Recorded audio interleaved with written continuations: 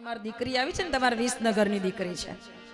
ગુરુદેવે કીધું ને કે વ્યક્તિ નિર્માણ પછી પરિવાર નિર્માણ. અમે ડભોઈથી ભોરદા ગયા એટલે ડભોઈના સંચાલનમાં એના સાસુમાં એટલે કે એના મમ્મી અમારા શારદાબેન જે ગ્રુપમાં હશે ને ખબર હશે, બધા મેસેજ એ મૂકે છે. શારદાબેને બધું સરસ રીતે કામ સંભાળ્યું. એવું નહીં કે એમને જવાબદારી સોંપી દીધી હવે એમને જ કરવાનું, એવું નહીં, પણ એક પોતાની ગુરુ પ્રત્યેની નિષ્ઠાને લઈને એના મમ્મી એ કામ કરી રહ્યા છે. ત્યારે આજે નાના નાના બાળકો હોવા છતાંય એમને એમ કીધું કે બેટા તું જા, હું છોકરા સાચવી લઈશ. આ પરિવાર નિર્માણ કહેવાય, આ પરિવાર નિર્માણ કહેવાય. આજે એ દીકરી એટલે અહીંયા બેઠી છે. ધન્યવાદ છે એ દેવ પરિવારને અને ધન્યવાદ છે એના પિયર પક્ષના પરિવારને. આજે એના મમ્મી તો નથી, એ બહાર ગયા છે, પણ પપ્પા અહીંયા બેઠા હશે.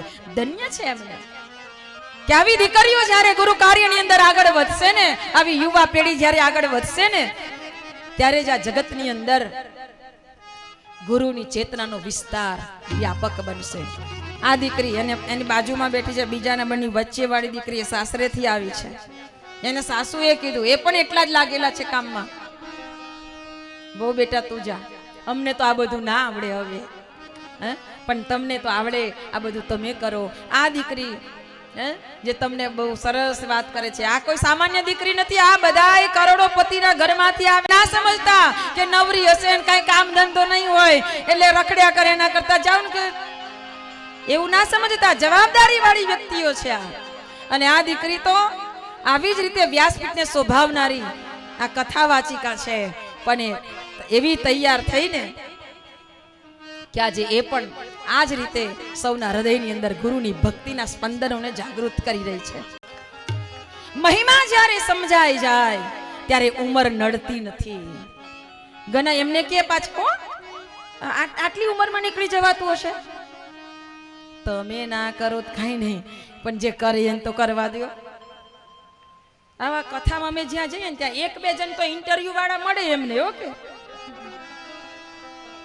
કઈ રહો છો, સાસરેથી આવ્યા કે પિયરથી આવ્યા, બાપા શું કરે છે, ઘરવાળા શું કરે છે, બધું ઇન્ટરવ્યુ આખી કુંડલી કાઢે. એના કરતા બોલ્યા વગર એમને જોઈ અને જરાક વિચાર કરી લ્યો કે આટલી ઉંમરમાં આ દોડતી હોય તો હવે આપણને શરમ થવી જોઈએ. હજી ઘરમાં માથા માર્યા કરે, એના કરતા નીકળો બહાર અને ભગવાનના કાર્યમાં લગાવી દો આ જાતને, તો આ જીવન ધન્ય બની જાય, ધન્ય બની જાય. આપણું ઘર એ કાશીનું રૂડું ધામ બને એટલે ગુરુનું ખૂબ કામ કરજો, ગુરુના ચરણોનું ધ્યાન કરજો, ગુરુની મૂર્તિનું ધ્યાન કરજો.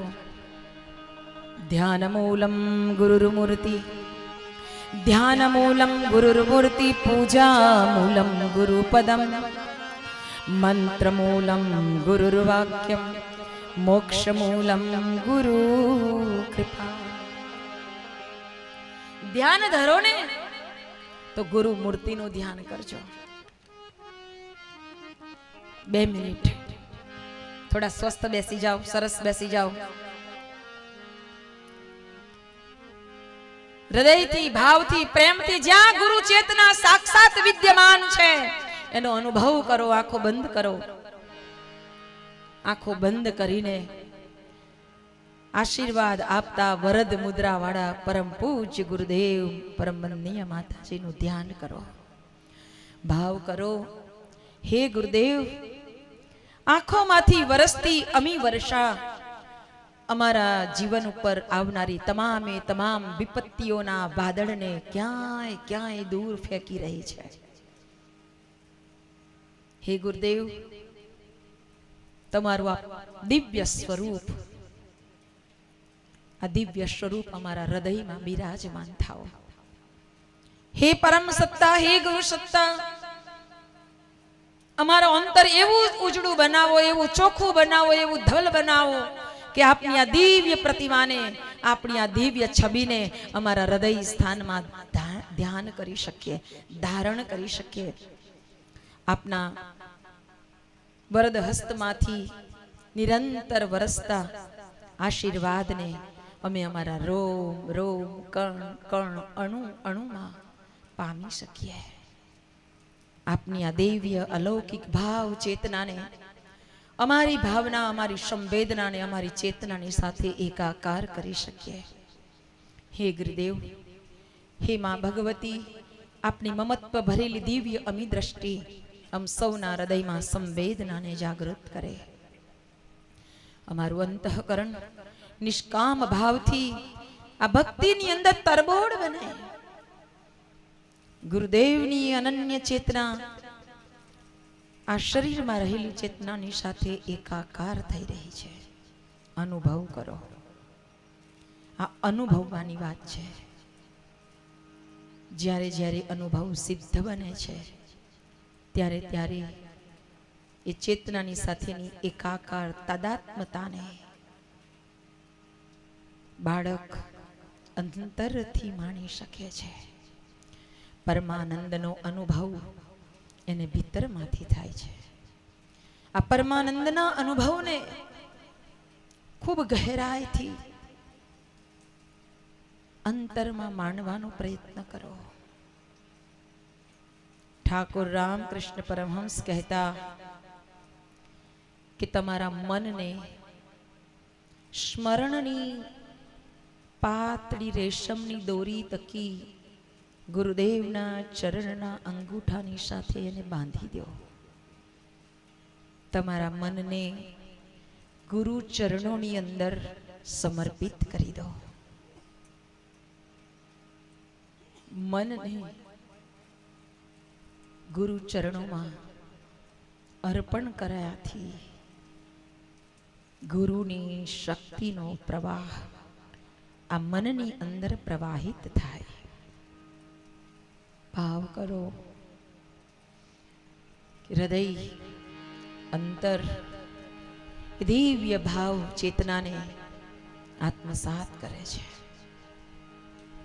ગુરુની એ અલખ ધનીની એ નિરંજન નિરાકાર રૂપની એ દ્વંદાતીત, એ રૂપાતીત, એ ગુણાતીત એ પરમ ચેતના બ્રહ્માકાર રૂપે આપણા રોમ રોમમાં રમી રહી છે. ભાવ કરો.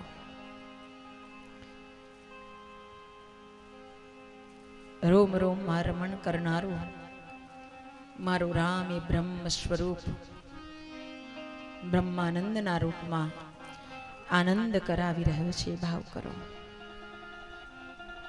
આવો, બે હાથને બરાબર ઘસો, આંખો બંધ રાખો અને મુખાર બિંદુ પર આ હાથને ફેરવો. આંખો ઉપર ફેરવો, કાન ઉપર ફેરવો, મોઢા ઉપર ફેરવો, માથા ઉપર ફેરવો. પૂરા શરીર ઉપર ગુરુની ચેતનાનો સ્પર્શ થયો છે. ભાવ સાથે એને રોમ રોમમાં સ્થાપિત કરો. ભગવાન સદગુરુ આપના સૌના જીવનને પોતાની શક્તિ થકી ઉર્ધ્વગામી બનાવે એ જ મંગલ પ્રાર્થના સાથે ગુરુના ચરણોમાં નમનનો મહિમા બહુ છે. એટલે કહ્યું છે કે ધ્યાન મૂલમ ગુરુર્મૂર્તિ. ગુરુ મૂર્તિનું ધ્યાન કરો. આ ધ્યાન નિરંતર કરતા રહેજો. આ હૃદયની અંદર, આ હૃદય ગુફાની અંદર ગુરુના દિવ્ય સ્વરૂપનું ધ્યાન કરજો. ધીરે ધીરે ધીરે ધીરે એ સ્વરૂપ ધૂંધલું દેખાતું હશે ને તો ધીરે ધીરે ધીરે ધીરે સ્પષ્ટ દેખાવા લાગશે. એ સ્વરૂપ નાનું સરખું દેખાતું હશે ને તો એ ધીરે ધીરે સ્વરૂપ એ મોટું થતું જશે અને પૂરા શરીરની અંદર એ સ્વરૂપ વિકસિત થઈ જશે. પ્રયોગ કરજો. 40 દિવસ સુધી પ્રયોગ કરજો અને પછી કહેજો આખું તમારું વ્યક્તિત્વ બદલાઈ ગયું હશે. આખું વ્યક્તિત્વ બદલાઈ ગયું હશે. પાન નંબર 13 गुरु गीता पारायण। नमन ही सच्चा बोध रूप है, निर्मल मन से कृपा धरो। सब भक्तों का कल्याण हेतु है, निर्गुण सगुण वो बन जाता है। निराकार साकार बन आए, सब भक्तों मार्ग दिखाए। सदगुरु स्वयं ज्योति स्वरूप है,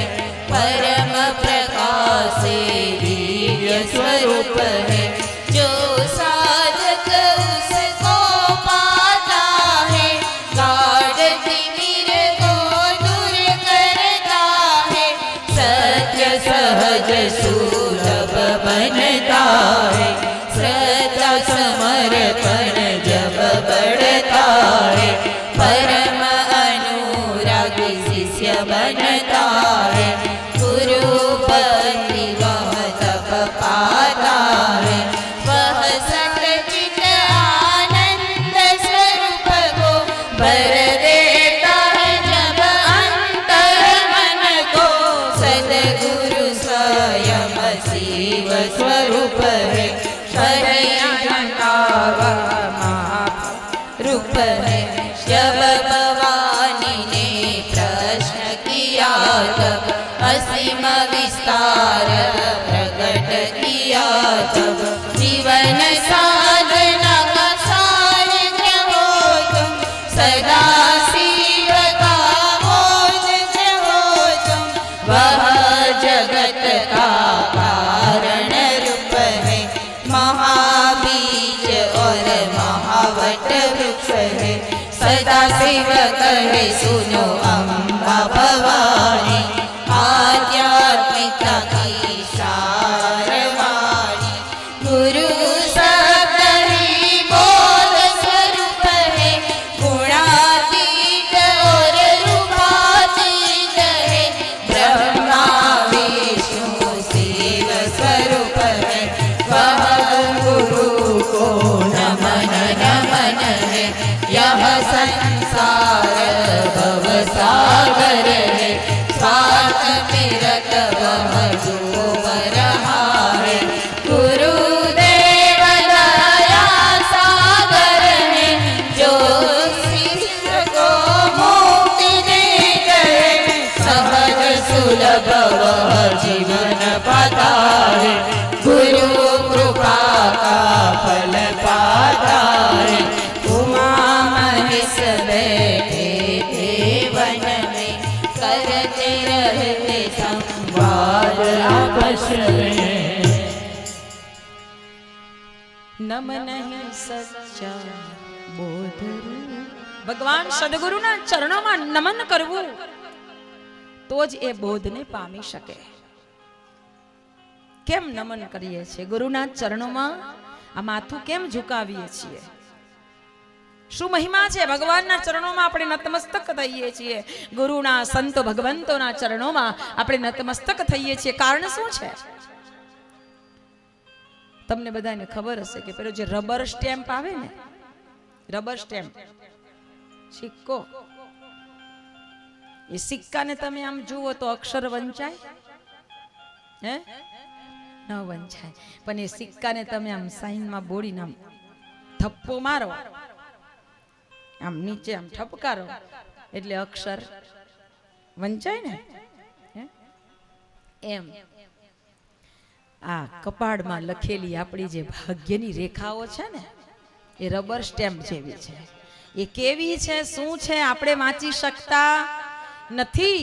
આપણે નથી વાંચી શકતા. એટલે ગુરુના સદગુરુના સંતો ભગવંતોના ચરણોમાં જ્યારે આ માથું ઝૂકે છે, ત્યારે સદગુરુના ચરણમાં મસ્તક ઝુકાવીને આ બાળક કહે છે કે મારા ભાગ્યમાં શું છે મને ખબર નથી. મારા નાથ, આ સ્ટેમ્પની જેમ આ થપ્પો તો મારી દીધો, હવે તું વાંચ અને તું એને સુધાર.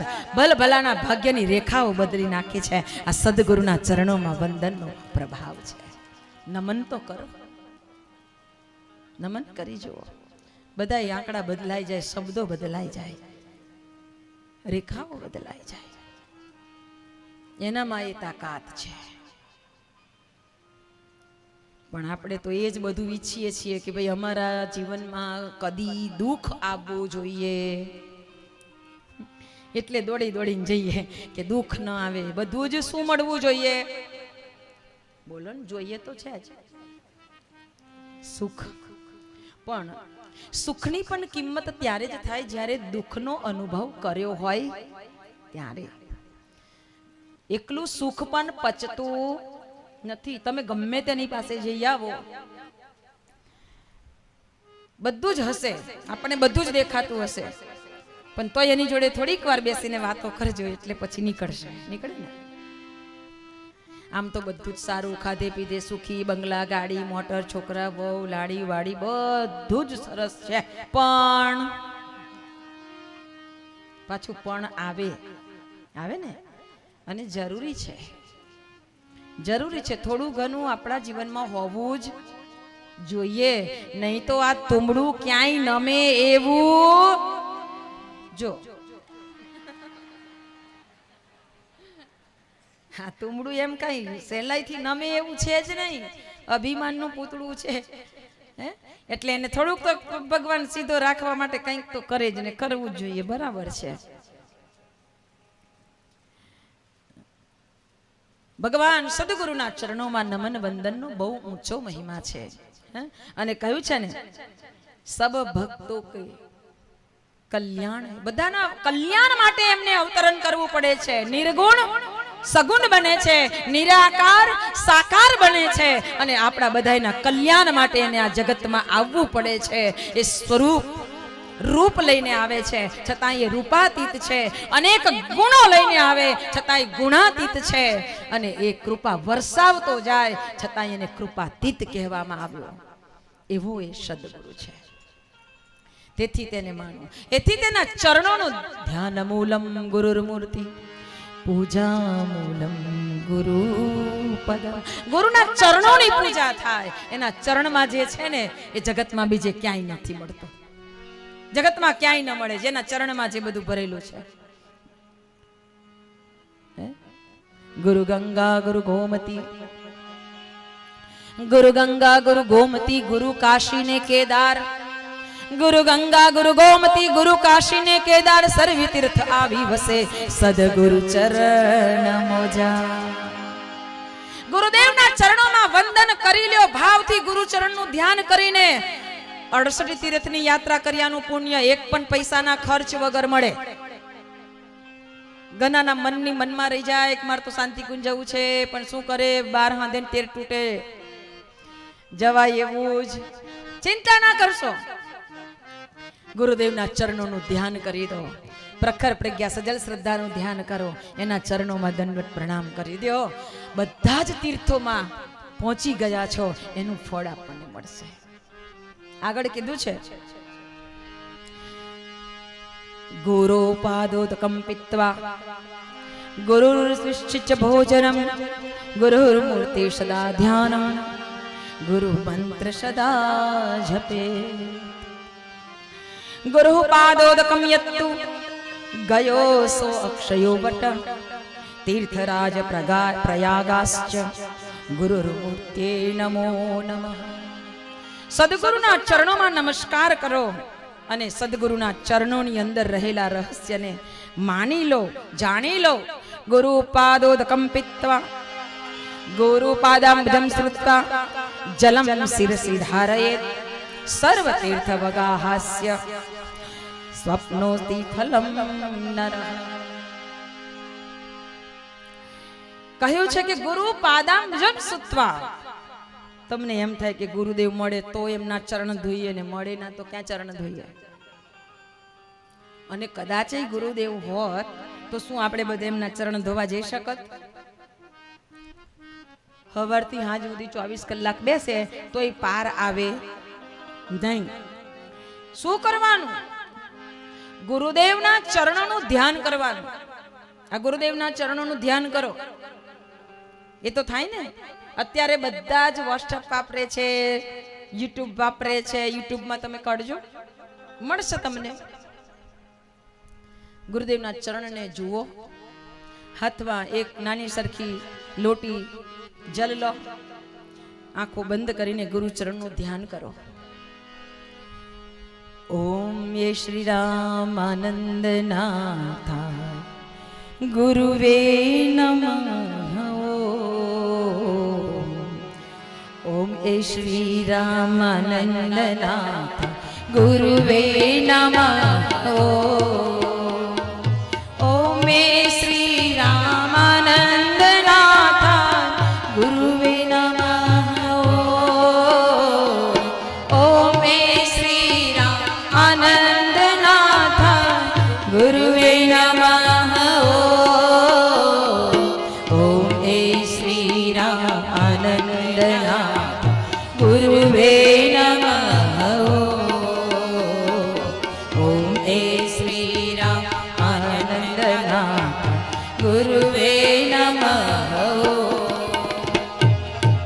ચોપડીમાં આ મંત્ર છે. એ મંત્રનું રટન કરો, આંખો બંધ કરો, ગુરુ ચરણોનું ધ્યાન કરો, હાથમાં લોટી જલ લો અને ગુરુના ચરણ પખાડી રહ્યા છે એ ભાવ કરતા જાઓ. આ મંત્રનું રટન કરતા કરતા તમે ગુરુના ચરણ ધોઈ રહ્યા છો એ ભાવ બનાવો અને પછી 2-5 મિનિટ ધ્યાન સ્મરણ કર્યા પછી એ જલ નથી, ગુરુ પાદાંબુજમ સુત્વા, ચરણોદક છે, ગુરુનું ચરણામૃત છે. અને એ ચરણામૃતને ગુરુ પાદાંબુજમ સુત્તમ જલમ શિરસી ધારયત, પહેલા જલ હાથમાં લેજો અંજલિ. કેમ? સર્વ તીર્થ વગાહાસ્ય સંપ્રાપ્નોતિ ફલમ નર. બધા જ તીર્થોમાં સ્નાન કર્યાનું ફળ. આ એક અંજલિ જલ તમે માથા ઉપર નાખી દીધી ને, એક પાયના ખર્ચ વગર, રિઝર્વેશન કરાયા વગર, કોઈ પણ જાતની ધક્કા મૂકી વગર, કોઈ પણ જોડે લડ્યા ઝઘડ્યા વગર, કોઈ પણ તૈયારી કર્યા વગર આટલા બધા તીર્થોમાં સ્નાન કર્યાનું ફળ એ જ મિનિટે આપણને. હું નથી કહેતી, આદિ ગુરુ ભગવાન શિવ કહે છે, આદિ ગુરુ ભગવાન શિવ કહે છે કે આટલું કરો અને તમે ગુરુના ચરણોદકથી તમારા જીવનને પાવન કરી દો. અને થોડું જલ પી જાઓ, ગુરુ પાદાંબુજમ સ્વિત્વા, થોડું જલ પી જાઓ. ગુરુ ચરણોદકને પાન કરવાથી આ શરીરના હૃદય અંગ ઉપાંગોની અંદર જે પણ મલિનતા છે એ દૂર થઈ જાય. કઈ મલિનતા? જેને આપણે જોઈ શકતા નથી એ બધી મલિનતા દૂર થવા માંડશે.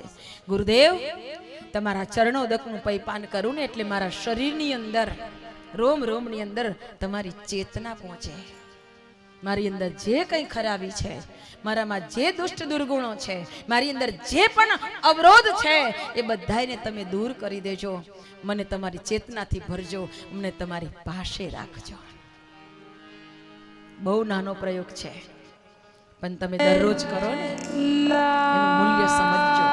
અને પછી જે સાધક ગુરુ ચરણો પ્રત્યે અથાગ પ્રેમ અને શ્રદ્ધા રાખે છે એનું જીવન ધન્ય બને છે. પણ ગુરુદેવના ચરણો પ્રત્યે પ્રેમ રાખો ને તો પાછો એવો પ્રેમ નહીં રાખવાનો કે એના કારણે ગુરુજીને તકલીફમાં મૂકી દો.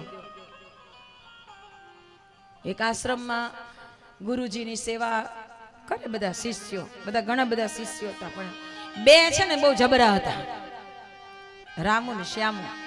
એ બહુ જબરા, કોઈને ગુરુજીની પાસે ફરકવા ન દે.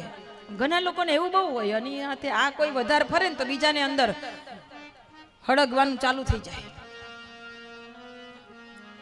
અને આની હાથે આટલું બધું હેનું છે, આની જોડે આ તો ન જ ફરવા જોઈએ, આ તો ન જ હોવા જોઈએ. પણ આપણને શું કામ પાત્રતા કેળવો? ગુરુજીની સાથે આગળ પાછળ ફરનારા બહુ બધા હોય. જ્યારે ગુરુજીનું આગમન થાય ને ત્યારે બહુ આગળ પાછળ ફરનારા હોય, પછી જાય એટલે પાછા અસલી સ્વભાવમાં આવી જાય. ઘણા એવાય ભક્તો હોય આગળ પાછળ ફરવા વાળા, હાજી હાજી કરવા વાળા, બગડે તો વધારે બગાડવા વાળા. કહેવાય છે બોલે સદગુરુદેવ કી.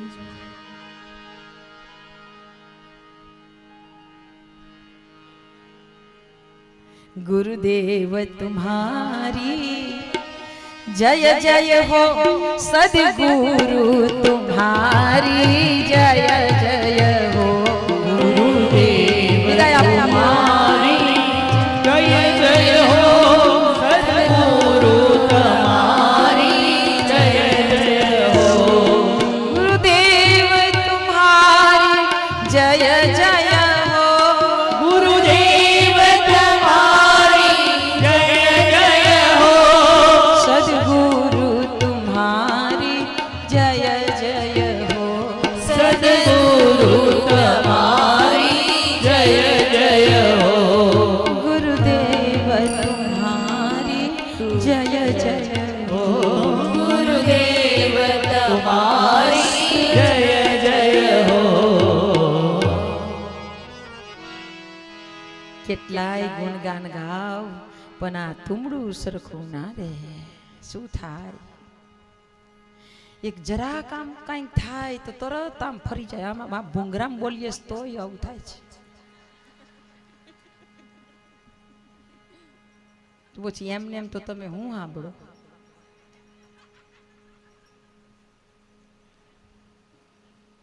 શું વાત કરતા હતા કહો હવે તમે. ચલો બોલો, શેની વાત ચાલતી હતી?